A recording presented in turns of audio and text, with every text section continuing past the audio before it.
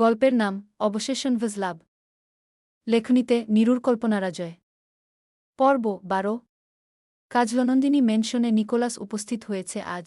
এখনও ভোর হয়নি, কোনো এক অজ্ঞাত কারণে তাকে জরুরি ভিত্তিতে ডাকা হয়েছে। সে দাঁড়িয়ে শাইনের স্টাডিরুমে, আর রকিং চেয়ারে আবর্তমান পুরুষটি গম্ভীর মুখে একটি রিপোর্ট সাথে আল্ট্রার ছবি হাতে নিয়ে অতি সূক্ষ্মতায় পর্যবেক্ষণ করে চলেছে। নিকোলাসের মাধ্যমে এই সকল কিছু আজই আয়োজন করেছে সে। বহুকষ্টে ঝিলিকের প্রেগন্যান্সি রিপোর্টখানা সংগ্রহ করে শাইনের কাছে তা জমা দিয়েছে। আপাতদৃষ্টে কোনো উন্মাদ প্রেমিকার দেহে অন্য কারো স্পর্শ প্রেমিক সহ্য করতে পারে না। তবে নিকোলাসের কাছে রুশ ক্রিমিনাল এমকে ব্যতিক্রমধর্মী কোনো পুরুষ মনে হল। এতটা গুরুগম্ভীর ভঙ্গিমায় সে রিপোর্টটি দেখছে যেন তা কোনো গুরুত্বপূর্ণ ডিলের কাগজ, অথচ তা তার প্রিয় নারীর দেহে অন্য পুরুষের গা চিহ্নর প্রলেপন। নিকোলাস কঠিন মুখে শাইনকে পর্যবেক্ষণ করে চলেছে। শাইনের তরফ হতে কোনোরকম আজ্ঞা না আসায় সেই মুখ খুলল। বড্ড গম্ভীর স্বরে কাঠিন্যতা বজায় রেখে বসকে শুধাল, বস, আপনি জানতেন যে সে গর্ভবতী? শাইন রিপোর্ট হতে চোখ সরায়। ৩৩ বছরের এক পরিপূর্ণ পুরুষ হয়েও সৌন্দর্য তার চাঁদবদানখানি। প্রতিটি ঝলকেই যেন শুভ্রতার ঝিলিক ঝরে পড়ে। শাইন সূক্ষ্ম হাসে। গম্ভীর পৌরুষিক্ত স্বরে জবাব দেয়, ইন্টারন্যাশনাল ক্রিমিনাল এমকে প্রেমে পড়েছে নিকো। সে প্রেমে পড়েছে, কথাটির ভয়াবহতা সম্পর্কে তোমার ধারণা আছে? সেই একই ভঙ্গিতে নিকোলাস উত্তর দিল, বাধ্য এক সৈনিকের ন্যায়। Yes boss. Then how can you think that I don't know about it? আমি জানি, এমন কিছু তথ্য জানি ওর সম্পর্কে যা সে রমণী নিজেও জানে না। নিকোলাস গম্ভীর হয়। বুকে টান টান পেশিযুক্ত বাহু গুজে প্রশ্ন করে, বস, আপনার প্রেসির যা পাওয়ার তাতে হয়তো আপনি নিজেও ধ্বংস হতে পারেন। রাশিয়ার কুখ্যাত ক্রিমিনাল ক্রমাগত হাসে। কৌতুক শোনানো হয়েছে নাকি তাকে? এভাবে হাসছে কেন? নিকোলাসের তো মোটেই হাসি পাচ্ছে না। তাহলে? শাইন প্রত্যুত্তরে বলে, প্রেয়সীর শরীরে অন্য পুরুষের চিহ্নকেও যে ভালোবাসতে পারে, তার হেতুতে ধ্বংস অনিবার্য জেনেও কি তাকে ছাড়া যায়? নিকোলাস এবার গম্ভীর হয়। ভীষণ গম্ভীর। বসের মতিগতি তার কাছে সঠিক ঠেকছে না। এই পুরুষটিকে সে খুব ভালো করে চেনে। বহু আগের পরিচয় কিনা। নিকোলাস কিছু বলার জন্য মুখ খোলে। বলে, বস, সামনেই আমাদের একটা ড্রাগ ডিল হ্যান্ডেল করতে হবে। ম্যাভিয়াস কেইভার হওয়ার দরুন তারা আমার সম্পর্কে কোনো ক্লু না পেলেও তারা ম্যাভিয়াস কেইভারের অতীত সম্পর্কে এখনও খোঁজ করে যাচ্ছে, এমন তথ্য পাওয়া গিয়েছে।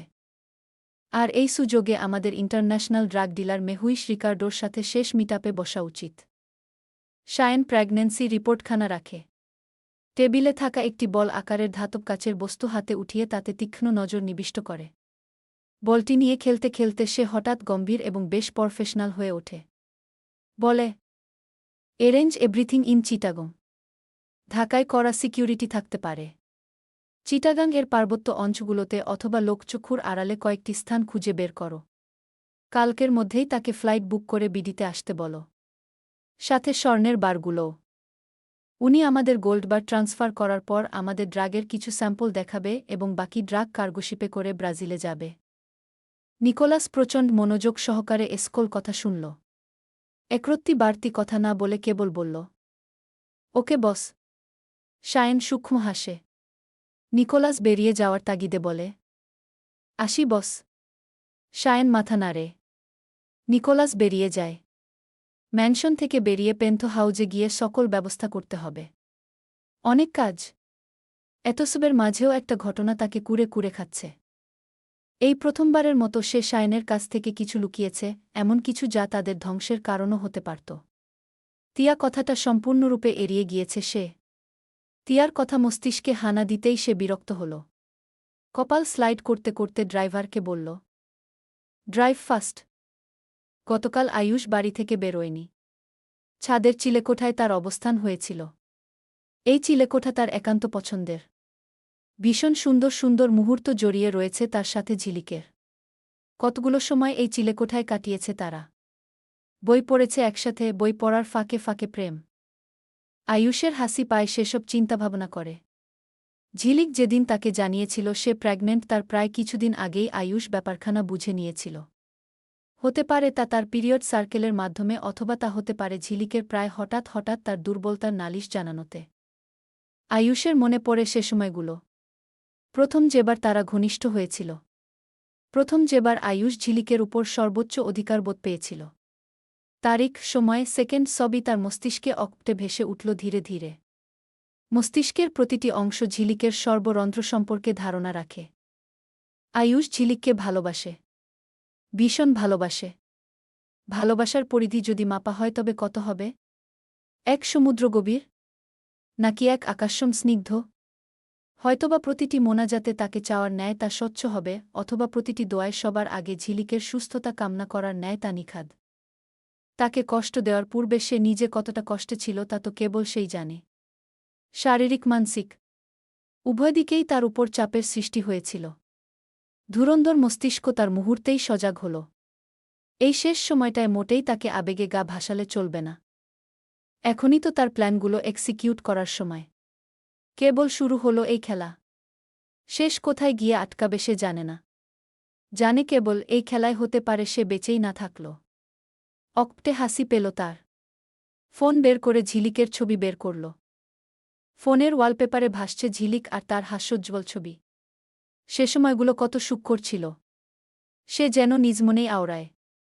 বলে, প্রাণ আমার, আমি যদি এই খেলায় বেঁচে না থাকি তবে কি তুমি আমায় ভুলে যাবে? কখনো কি জানতে পারবে না কতটা ভালোবেসেছিল এই অধম তোমায়? তুমি কি কখনোই জানতে পারবে না 11 বছর ধরে আমার সকল মোনাজাতের ফলস্বরূপ আল্লাহপাক তোমায় আমার করেছিল? থামে সে। পরপরই আনমনে ভাবে। আল্লাহতায়ালা পরীক্ষা নেন। তার বান্দাদের তার প্রতি আস্থার পরীক্ষা নেন। ধৈর্য দেখেন। আমি এভাবে হার মানব না, ইমানি শক্তির কাছে কখনো পাপ টিকতে পারেনি। আমি সর্বোচ্চটা দিয়ে আগলে রাখব আমার প্রাণকে। তখনই ফজরের আজানের শুভ্র ধ্বনি কর্ণকুহর হয় তার। আয়ুষ চোখ বুজে মসজিদের মাইকে ধ্বনিত হওয়া প্রতিটি শব্দ শোনে সে। ভোরের দিকে বৃষ্টি হচ্ছে। আয়ুষ নিচে নামার পরিবর্তে নামাজটা চিলেকোঠায় সেরেছিল। বর্তমানে তুমুল বেগে বৃষ্টির অবরোহণ ঘটছে। আয়ুষ নামাজ সেরেছে অনেকক্ষণ। এখন বাজে 6টা। এই প্রভাতে সে বৃষ্টির সুস্নিগ্ধ প্রাকৃতিক দৃশ্যে মাতোয়ারা হয়ে সেদিকপানে চেয়ে থাকে। হঠাৎ করেই সেখানে লাল কমলা মিশ্রণ কেশের এক রমণীর আগমন ঘটে। ঘটনার প্রবাহ সম্পূর্ণ আকস্মিক হওয়াতে আয়ুষ চোখের পলক ফেলার মতো সময় পায় না। সে স্তব্ধ হয়ে থাকে।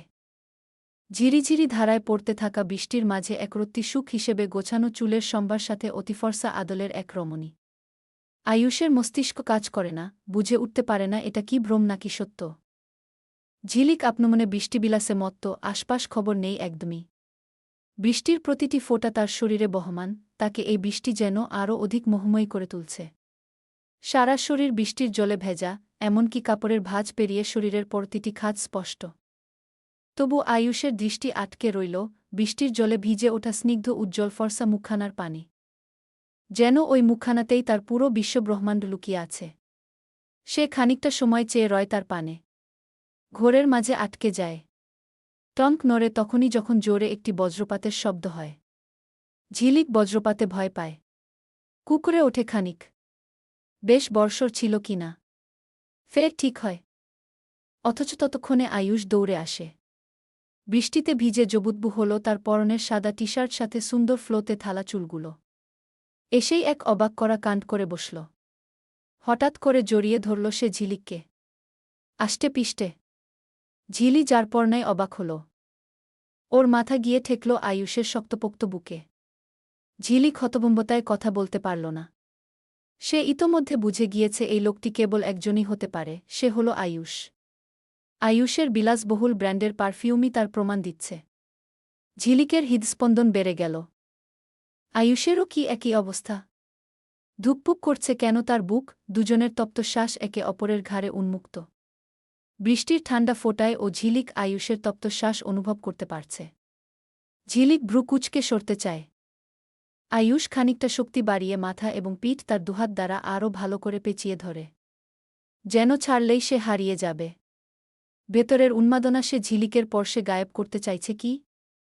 হয়তোবা তাই। ঝিলিক আবারও হতবাক হয়। এ পুরুষের হল কি? পরমুহূর্তেই সে নিজেই সরে আসে। বৃষ্টির স্পর্শের কারণেই হয়তোবা ঝিলিকের অনুভব হল না আয়ুষের অশ্রুধারা যা তার সুকোমল চুলে এতক্ষণ ঝরছিল অঝোর ধারায়। ঝিলিক যখন তাকে দেখে তখন সে অবাক হয়। চোখ দুটো টকটকে লাল, গোলাপি অধর যুগল তিরতির করে কাঁপছে, চোখে মুখে গম্ভীর দেখানোর অয়থা প্রয়াস। আয়ুষ শুষ্ক ধোক গিলল, গম্ভীর করার চেষ্টা করে নিজেকে ঝিলিকের উদ্দেশ্যে বলল, সাত সকালে বৃষ্টিতে ভিজছ কেন? জ্বর আসবে না? এটা নিজের জন্য, সাথে যে আসছে তার জন্য খারাপ। নিচে গিয়ে তাড়াতাড়ি চেঞ্জ করে নাও। ঝিলিক ভ্রু কুঁচকাল, বলল, আপনাকে কতবার বলেছি আমার থেকে দূরে থাকতে? আমাকে আয়ুষ ঝিলিকের কথা অসম্পূর্ণ রেখে বলে, নিচে যাও দ্রুত, বৃষ্টিতে ভিজিও না এভাবে নিজেকে। দুজনের মাঝে ক্ষণিকের নীরবতা বয়ে যায়। তুমুল বৃষ্টির মাঝে একে অপরের বক্ষপিঞ্জরের অবাধ ওঠানামা প্রমাণ করে তাদের ভেতরের অস্থিরতা। আয়ুষের ইচ্ছে করে ঝিলিককে শক্ত করে জড়িয়ে ধরতে, অথচ তা অসম্ভব। বৃষ্টির ফোঁটাগুলো ঝরে যাচ্ছে অঝরে, অতি জোরে, তুমুল বর্ষণে তাদের ভিজিয়ে দিচ্ছে। কেবল চারিপাশে বৃষ্টির টুপটাপ শব্দ। এই শব্দকে পিছু মারিয়ে ঝিলিক নীরবতা ভঙে বলে, এত চিন্তা কিসের আপনার এই বাচ্চাটার জন্য? কে হয় এই বাচ্চাটা আপনার? আয়ুষ উত্তর দিতে পারে না। কণ্ঠনালী ভেঙে আসে। দাঁড়িয়ে থাকতে না পেরে পা বাড়ায় নিচে যাওয়ার উদ্দেশ্যে। ঝিলিককে কেবল বলে যায়, নিচে যাও, অথচ মনে মনে ফিরতি পথে বলে, সে অয়ত্নে বেড়ে ওঠা এক প্রিয় জিনিস আমার। এসব কিছু অনতিদূর থেকে পর্যবেক্ষণ করে সাজ। আয়ুষ দেখতে পায় না তাকে। সে আসার আগেই সরে পড়েছিল কিনা। সে তাকিয়ে থাকে সেদিক পানে। রাগে নাকি কষ্টে বলা মুশকিল, তবে তার ভেতর হতে কান্নারা উগরে আসে। অপর পার্শ্বে ঝিলিক তাকিয়ে রয় আয়ুষের যাওয়ার পানে। সে বুঝে উঠতে পারে না আয়ুষ এত সকাল সকাল কোত্থেকে উদয় হল। এ মুহূর্তে যদি কিছু মাথায় ঘোরে তা কেবল সেই ধাঁধাটুকু, যা গতরাত মিলিয়েও সে সমাধান মেলাতে পারেনি। খটকা যেখান থেকে তার শুরু হয়েছিল, মরুভূমির বালুচরে হারিয়ে গিয়ে এক ফোঁটা জল ভেবে ছুটছ, যার পেছনে তা কি আসলেই তৃষ্ণা নিবারণকারী জল নাকি কোনো মরীচিকা? আমি এই বিয়ে করতে পারব না মা। মালিহা বেগম বিরক্ত হলেন, বললেন, কেন পারবে না তুমি? বলো, কি সমস্যা? এই এক কথা কেন বারবার বলছ? ঐশী গম্ভীর মুখে বলল, পারব না। তুমি এইসব জেদ বন্ধ করো। দেখো ঐশী, ছেলেটা ভালো, ডিফেন্সে জব করে। তাহলে এতটা ডেসপারেট কেন হচ্ছ তুমি? ঐশী একথার উত্তর দিতে পারে না। আসলেই তো, সে এই বিয়ে কেনই বা করবে না? কারণ হলো সে ভালোবাসে কাউকে। নির্ঝরকে ভালোবাসে সে। খুবই হয়তো তার মাত্রা। সে কারণেই তো সে বিয়ে করতে পারবে না। মালিহা বেগম বলেন, ঐশী, ও আমার বান্ধবীর ছেলে আর আমি কথা দিয়ে ফেলেছি। সুতরাং এসব কিছুই হবে না। শুনে রাখো, ওরা তোমায় আগামীকাল দেখতে আসছে। আর তাছাড়া দেখাদেখি হলেই কি বিয়ে হয়? আগে দেখো, তারপর সিদ্ধান্ত নাও। ঐশী আর কোনো কথা বলে না। বেরিয়ে আসে রুম থেকে। এ নিয়ে হাজারবার মাকে সে একই কথা বলে বেড়াচ্ছে, অথচ কাজের কাজ কিচ্ছুটি হচ্ছে না। সে তো কোনো উত্তরই দিতে পারছে না। আজ হয়তো বাড়ির সবাইকে তার বিয়ের ব্যাপারে বলেও দেয়া হবে। সে রুমে প্রবেশ করার আগেই করিডোরের শেষ প্রান্তে দেখল নির্ঝরকে। সেদিক পানে এগিয়ে গেল ঐশী। একটাবার ভাবল সাহস সঞ্চার করে মনের কথা বলে দিবে। আবার ভাবল বলবে না। দোনামনায় ভুগতে রইল তার মনখানি। নির্ঝর কারো সাথে কথা বলছে ফোনে। কার সাথে কে জানে। ঐশী সাহস করে এগিয়ে যায় তার দিকে। মিহি স্বরে ডাকে, কি করছ? নির্ঝর ফোনে কথা বলছিল এক বন্ধুর সাথে। ঐশীর গলা শুনে ফোন রাখল। বলল, কি রে এই সাতসকালে তুই? কি হয়েছে? কিছু না। ঐশীর স্বর তার কাছে ঠিক মনে হয় না। কপাল কুঁচকে বলে, কিছু হয়েছে? ঐশী হাসে বলে, কিছু হলেও কি করবে? এভাবে বলছিস কেন? যদি বলি প্রেমে পড়েছি? থমকায় নির্ঝর। ছোট বোনের মুখ থেকে এসব অবশ্যই সে শুনবে বলে আশা করেনি। গম্ভীর হয়ে হঠাৎ শুধাল, কার? পরক্ষণেই ঐশীর উত্তর শুনে সে জমে গেল। আনমনে তার উত্তর ছিল, যদি বলি তোমার। সকাল সকাল বাড়িতে ঢুকছে সায়েন। মালিহা বেগম ঐশীর সাথে কথা শেষ করে ড্রয়িং রুমে আসছিল। তখনও তেমন কেউ উঠেনি ঘুম থেকে। সে কিচেনের দিকে যাচ্ছিল। বৃষ্টিতে ঈষৎ ভিজে যাওয়া শাইনকে দেখে তিনি তড়িঘড়ি করে দৌড়ে গেল। সার্ভেন্টকে দিয়ে টাওয়াল আনিয়ে শার্টের হাতা ঝাড়তে থাকা পুরুষটির মাথা মুছতে এল। আচমকা এমন কাণ্ডে সাইন ভরকে গিয়ে পিছু হটে গেল। মাথা পিছিয়ে কপাল কুঁচকাল। অথচ মালিহা বেগম সানকে টেনে আনলেন। মাথায় টাওয়াল ধুয়ে চুলগুলো মুছতে মুছতে বললেন, এভাবে ভিজেছ কেন তুমি? হ্যাঁ, এখন যদি জ্বর আসে? অবাক হয় শাইন। কেউ কখনো তাকে এভাবে বলেনি। মায়ের অধিকার নিয়ে সামনে এসে দাঁড়ায়নি। হতবাক হল সে। নির্বাক হয়ে বাকহারা হয়ে পড়ল। মায়েদের আদর বুঝি এমন হয়? ইন্টারন্যাশনাল রুশ ক্রিমিনালের ক্ষেত্র ব্যাপারখানা এমন হয়ে গেল যে সে কিছু সময় পূর্বে জন্মগ্রহণ করা কোনো বাচ্চা এবং সে কোনো দুগ্ধজাত শিশু। মালিহা বেগম ধমকে ধমকে উঠছেন বারংবার। রুমে গিয়ে ভালো করে ফ্রেশ হয়ে নিবে। একদম চুল ভেজা রাখবে না। জ্বর এসে যাবে। আমার আয়ুষেরও এমন হয়। বেচারা বাচ্চাটা আমার এক ফোঁটা বৃষ্টির পানি সহ্য করতে পারে না। আয়ুষ নামক শব্দ কর্ণকুহর হতেই আচমকা সে সরে গেল। তার মনে পড়ে গেল এই মহিলার অবস্থানের কারণেই শায়েন নাম পুরুষটি আজ হয়ে উঠেছে এক খুনি, মাদক ব্যবসায়ী এবং অস্ত্রোপচারকারী। সে সরে গিয়ে গটগট পায়ে কোট হাতে হাঁটা আরম্ভ করল। ততক্ষণে ওসমান মির্জা রুম থেকে বেরিয়েছিলেন কেবল। দুজনের চোখাচোখি হতেই রহস্যময় তির্যক হাসি হাসল শায়েন। শায়েনের এমন ইশারার অর্থ তিনি ধরে ফেললেন মুহূর্তেই। অর্থটা ছিল এমন, আগামীর ঝড় শীঘ্রই আগতমান। তিনি কেঁপে উঠলেন শায়েনের চাহনিতে। হঠাৎ শায়েনের হলোটা কি? কি করবে ও? ফিনফিনে একটা সিল্কের শাড়ি পরেছে ঝিলিক, যার দরুন তার ফর্সা পেট সম্পূর্ণ উন্মুক্ত। ব্যাপারটা এমন নয় যে সে বাহিরে কোথাও যেতে পড়েছে। সে পড়েছে কেবল শখের বসেই। চাঁদরাত আজ। একটু নিজের মতো উদযাপন করলে তো ক্ষতি নেই। বাহিরে তিয়াততাও সিসাজ মেহেদি লাগাচ্ছে আর এদিকে ঝিলিক শাড়িখানা পরে আয়নায় নিজেকে পরখ করছে। শাড়ির রং বেবি পিঙ্ক। এত মানিয়েছে ওকে। কমলালাল কেশদ্বয়ের সাথে তার হ্যাজেল রঙা চোখ দুটো। তার সারা অঙ্গ অন্যরকম মোহময়তায় ফুটে উঠছে। ঝিলিক নিজের আঁখি উগলে কাজল লাগাল। ঢেউ খেলানো চুলগুলো ভীষণ সুন্দরভাবে ছেড়ে রেখে দিল। একবার ভাবল সকলকে গিয়ে দেখিয়ে আসা যায়। বাড়িতে তেমন কোনো পুরুষ আপাতত উপস্থিত নেই। সকলে আগামীকালের কোরবানি স্থানখানার দিকে গিয়েছে। সুতরাং মির্জা পরিবারে এখন কেবল মেয়েদের উপস্থিতি রয়েছে। সকলে মেহেদি দিচ্ছে, ঝিলিক সবার শেষে দিবে। এমনই ভাবনায় সে দরজার পানে তাকাতেই হতভম্ব হল। চকিতে কথা বলতে ভুলে গেল। দরজায় বেশ কায়দা করে হেলান দিয়ে দাঁড়িয়ে আছে আয়ুষ। ফরমাল গেটআপে। বোধহয় এক্ষুনি ফিরেছে। পারফিউমের করা ঘ্রাণ নাসারন্ধ্রে বারংবার এসে লাগছে ঝিলিকের। ঝিলিক খানিকটা ইতস্তত এবং কাপা স্বরে শুধল, আয়ুষ, আপনি? ঝিলিকের এমন তোতলানো শব্দগুচ্ছে আয়ুষ ভ্রু নাচিয়ে পাল্টা প্রশ্ন করে, অন্য কাউকে আশা করছিলে বুঝি? ঝিলিক ভরকে গেল। কপট তেজ দেখিয়ে বলল, অন্য কাউকে কেন আশা করতে যাব? আয়ুষ এবারও একই ভঙ্গিমায় প্রশ্ন করে, তাহলে আমাকেই আশা করছিলে? ঝিলিক হতবাক হয়। এ পুরুষ এত কঠিনভাবে প্যাঁচিয়ে প্রশ্ন করছে কেন? আয়ুষের দৃষ্টি পরখ করতেই সে দেখতে পায়, আয়ুষ একদৃষ্টে ঝিলিকের পানে চেয়ে আছে। ভরকালো ঝিলিক। সে দৃষ্টি কেমন নেশালো, অন্যরকম। ঝিলিক আড়ষ্ট হয়ে শুধোয়, এভাবে তাকিয়ে থাকবেন না, অস্বস্তি লাগে। আয়ুষ প্রত্যুত্তর করে, আমারও। ভেতরটা বড্ড অস্থির হয়ে ওঠে। ঝিলিক সম্মুখে তাকিয়ে রইল। তবে ক্ষণিকের মাঝেই তার মনে পড়ল সে পরে আছে একটি সিল্কের শাড়ি, যা তার ফর্সা উদর এবং গলার কাছটা উন্মুক্ত করে রেখেছে। ঝিলিক মুহূর্তেই লজ্জা পেয়ে বসে। ইস, কি একটা অবস্থা! আমতা আমতা করে বলে, আপনি একটু বের হন, আমি চেঞ্জ করে আসছি। আয়ুষ অবশ্য তা শোনে না।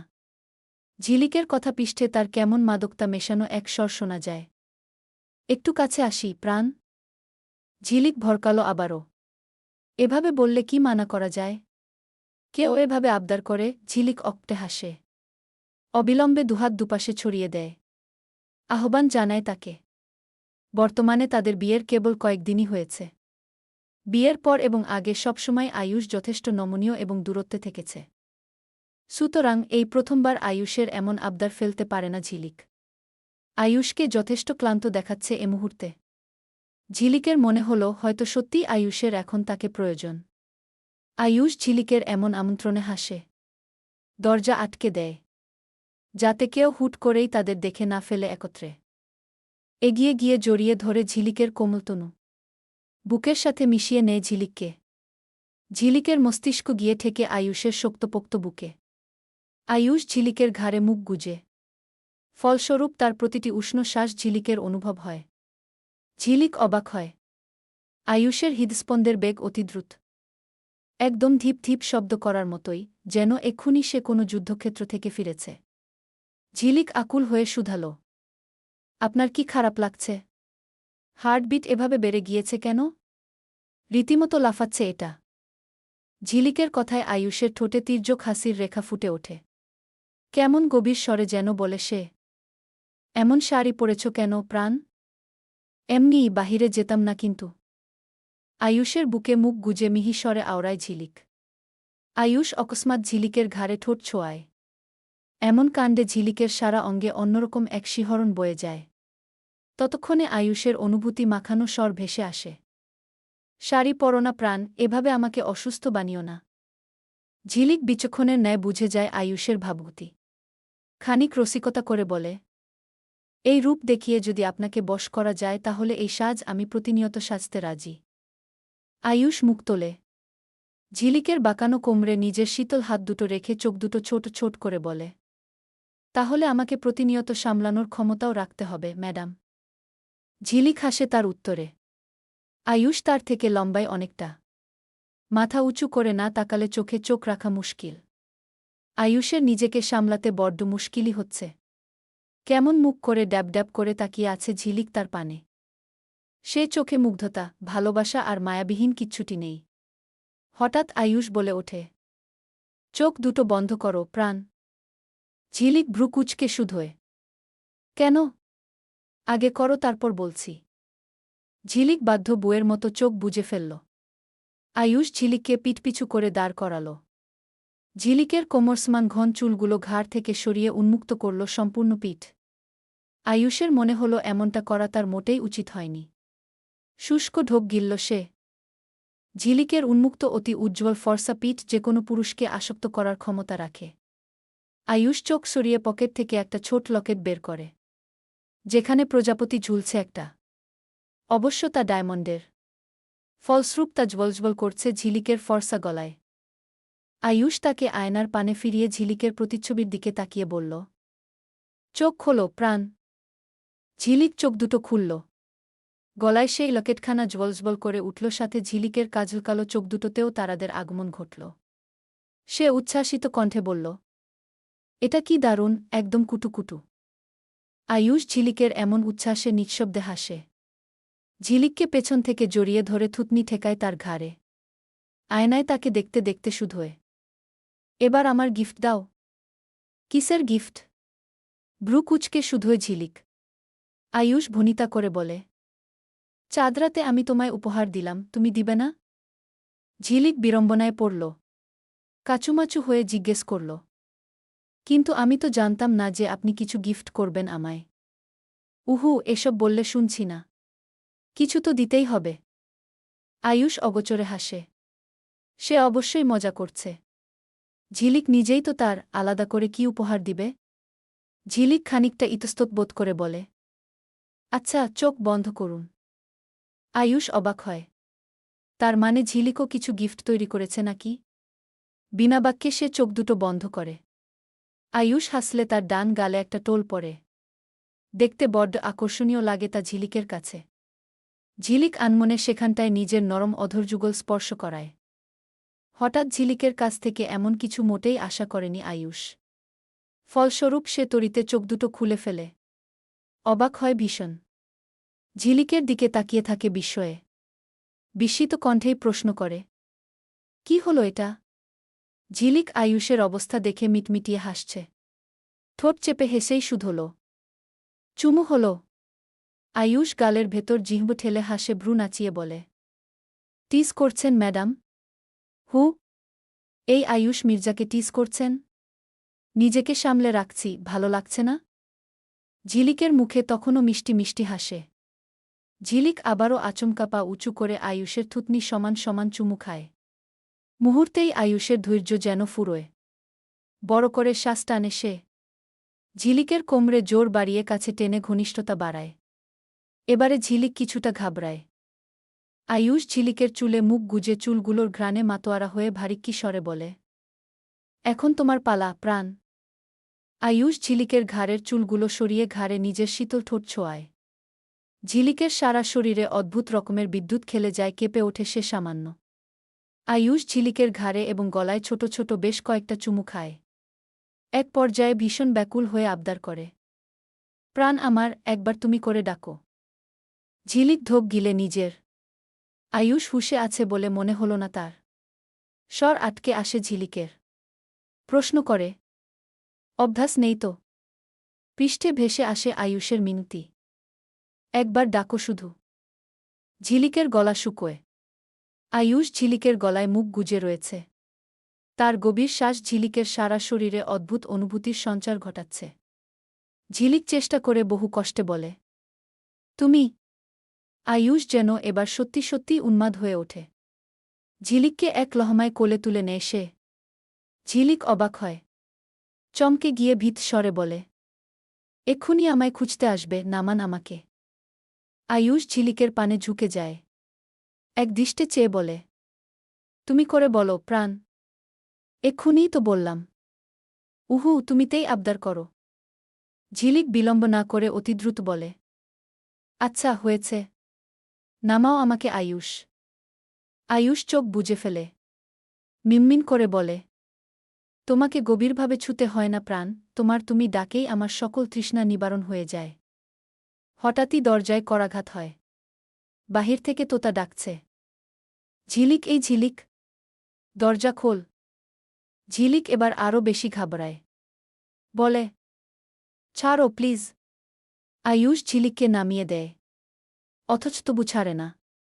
নিজের পায়ের পাতার উপর ভর করিয়ে বলে, প্রাণ আমার, তোমার সাজ নষ্ট করার জন্য সরি।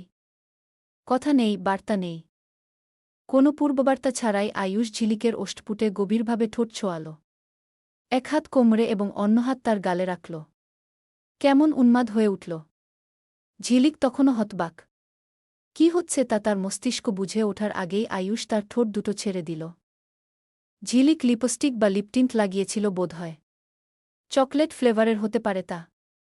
আয়ুষ সোজাসাপটা বলে দেয়, from now on chocolate is my favourite flavour. ঝিলিক তখনও হাঁপাচ্ছে।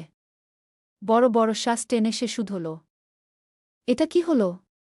আয়ুষের বিনা ভনিতায় উত্তর, মুখের সামনে থেকে গ্রাস কেড়ে নেওয়ার শাস্তি। ঝিলিক রাগান্বিত চোখে তাকাল। রাগত্ব স্বরেই বলল, দিন দিন অশব্দ হচ্ছেন, আয়ুষ মির্জা। আয়ুষ ঝিলিকের আরেকটু কাছে যায়। দুগাল আলতো করে বাচ্চাদের মতো করে ধরে ঠোঁটের আশপাশে ছড়িয়ে পড়া কৃত্রিম লাল রঙগুলো সমাদরে মুছতে মুছতে প্রত্যুত্তর দেয় মুগ্ধন্বিত কণ্ঠস্বরে, যেমনই হই না কেন তোমারই। ঝিলিকের এলোমেলো চুল ঠিক করে দিতে দিতে চুলে হাত বুলিয়ে প্রশ্ন করে, কি আছে বলো তো এই চুলে? তোমার কেশের সুঘ্রাণ এত প্রখর কেন, প্রাণ? অতঃপর চোখের দিকে তাকিয়ে গভীর স্বরে বলে, আর চোখ? এই চোখ দুটোই বা কোনো ব্ল্যাক হোল, যার মাঝে হারিয়ে গেলে তলিয়ে যাওয়া ছাড়া উপায় থাকে না? এরই মাঝে আবারও ডাক আসে, কিরে ঝিলিক, কি করছিস বলতো তুই? ঝিলিক এবার আয়ুষকে তাড়া দেয়। বলে, দ্রুত যান প্লিজ, আপু ডাকছে।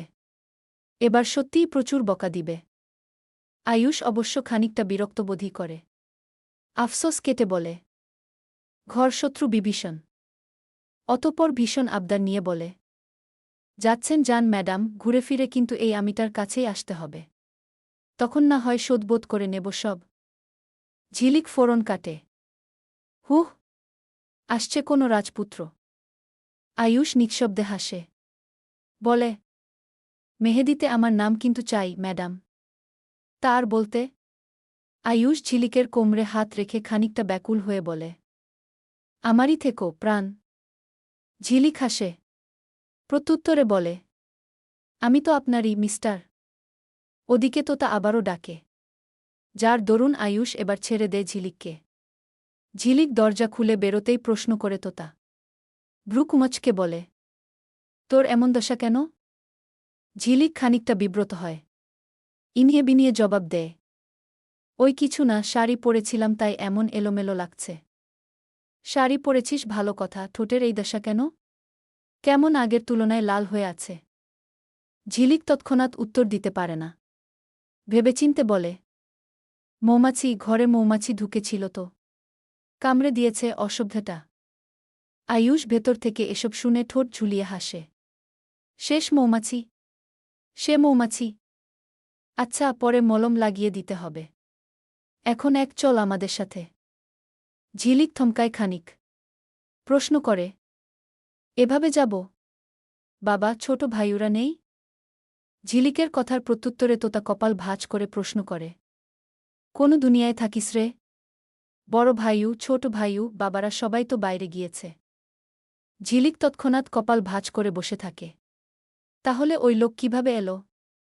এখনও তো কেউই আসেনি। না জানি কোন জায়গায় সিসিটিভি ফিট করে রেখেছে।